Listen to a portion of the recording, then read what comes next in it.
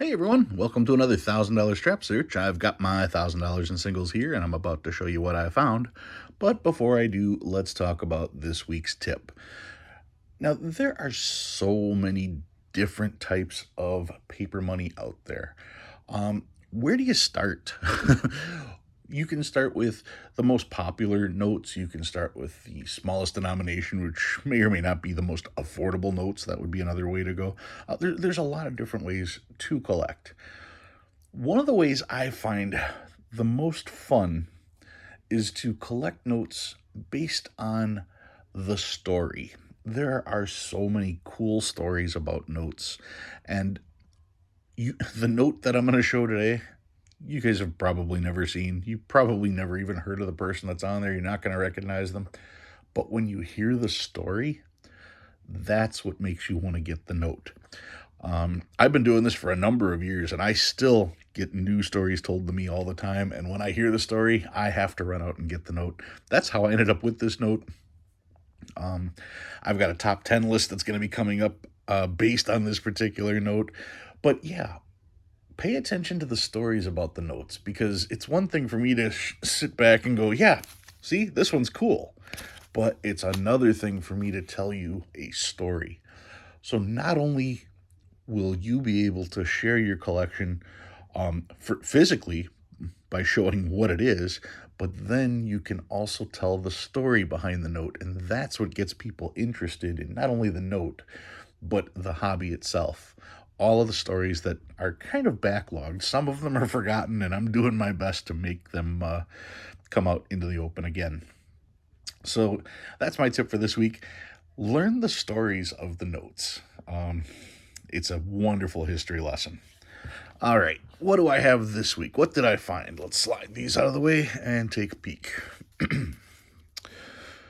All right, found a trinary, zeros, ones, and twos on this one.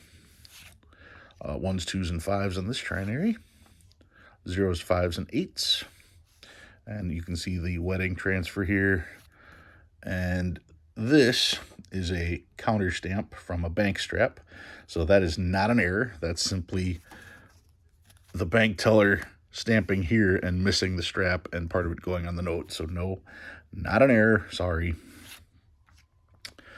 This is ones, fives, and eights. Threes, fours, and sixes. These are all pretty crisp too. Threes, fours, and sevens. Ones, fours, and eights. And some quads. Quad threes on this one. Quad threes again. Quad sevens. And some star notes. 2017 A star. Always checking to see if they're filled. I recently saw someone showing partial filled notes, trying to say that a partial filled note was worth something. No, it's not. If the star is filled, it's filled. If it's not filled, it's not filled. I mean, either it is or it isn't. So if it is filled, it's worth money. If it isn't filled, it's not. I don't know how else to put that. Another 2017 star here. 2013 star. Another 2013. 2000, older notes, yes. 2003A. Another 2003A. This one's in rough shape. 2003A in really nice shape, actually. 2003A from Kansas City. Don't see a lot of those. Another 2003A here. And another. And another. This one's in good shape, too. Here's a 2001. And another. And this one's 1995. Pretty rough shape. 1993. These were not printed for very long, so these are pretty hard to come by now. 1988A, looking to see if it's a web note. It is not. And the 93s and the 95s can also be web notes too. You're just checking to see if it's got, it wouldn't have a position, and it also wouldn't have the letter over here. It would just have one solitary plate number. So that's for 1988A, 1993, and 1995. And of course, the oldest note, also 1988A. This one is from Minneapolis. Not a very heavily printed, heavily distributed district. All right, so that's what I've got this week. What did I pull out? Well, I heard the story and I had to get this note. What do I have? This is a 5-cent fractional. This is from the third series, fractional currency. You can see 5 cents here. Let's see, furnished only by the assistant treasurer and designates depositaries of the United States. And if we look on the back, it does go into some detail on how these are to be redeemed. Unfortunately, this one does have a hole in the center like that. I don't care. I had to get this note. Why? Well, the person pictured on this note, this is, Clark is his last name. And let's take a peek at the book real quick, and let's figure out what Clark's first name was, because it slipped my mind. There we go. There's the 5-cent note. Bust of Spencer M. Clark. He was the first superintendent of the National Currency Bureau, which is now the Bureau of Engraving and Printing. And there's the prices there, starting at about $25 and so on down the line. And that's for the red back. Let's see. Mine's got the green reverse. Yes, that's the $25 one. Not too expensive. And like I said, with this one, just by looking at the book, you don't get a whole lot of idea of the story. So let's figure out the story. His name is Spencer M. Clark, and his job as the superintendent of the National Currency Bureau was to actually organize the different plates and pictures that were going to be going on the currency. Now, he has two bosses, the Secretary of the Treasury, who was, I got it right here. Before I put the book away, let's make sure I get it right.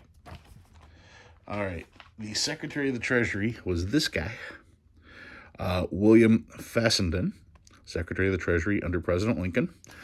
And the Treasurer was this guy. That would be Spinner, General F.E. Spinner. Okay. Spinner, the Treasurer, and the Secretary of the Treasury, Fessenden, where'd he go, told Clark that Spinner was going on the 50-cent note and that Fessenden was going on the 25-cent note, and they put down that Clark was going on the 5-cent note. So Clark put Spinner on the 50-cent, put Fessenden on the 25-cent note, and he put himself on the 5-cent note. Well, it turns out that the Clark that was supposed to be on here was from Lewis and Clark, Meriwether Lewis and William Clark. That was the Clark that was supposed to be on here. He just saw Clark, and he saw his bosses wanting to be on the note, so he just assumed that he was going to be on the note too. And since he was in charge, literally, of putting together the plates, that's what he did. He did exactly what he was told. He put Clark on the 5-cent note. Granted, wrong Clark. And he caught a lot of grief for that. Because, well, he would be a living person choosing to put himself on a note. Well, why was it wrong for him and not wrong for Spinner and not wrong for Fessenden? So, like I said, Spinner caught a lot of grief because he's the most famous of them. At the time, Clark caught grief for misinterpreting the wrong Clark, but Fessenden got away with it. Nobody really said a word about him. So in one series, you had 3 living people being printed on money. After that happened, they decided to change the law, and no longer are living people allowed to be on our currency. All thanks to Mr. Clark, which was an honest mistake on his part. Like I said, when his boss says, "Yeah, put me on the note," and then put Clark on the other note. Well, he did. That's exactly what he did. All right, guys. So that's what I've got for you this week. The third series, 5-cent fractional with Spencer Clark, who, of course, put himself on there. If you learned anything new this week, go ahead and hit that like button. If you like what you see and you want to see more, please subscribe. I love reading all your comments. Guys, thank you very much for watching. I really appreciate it. Keep watching for other new stuff coming up. I've got more strap searches on the way real soon, and another auction should be coming up soon, too. All right, guys, thanks for watching. I'll see you next time.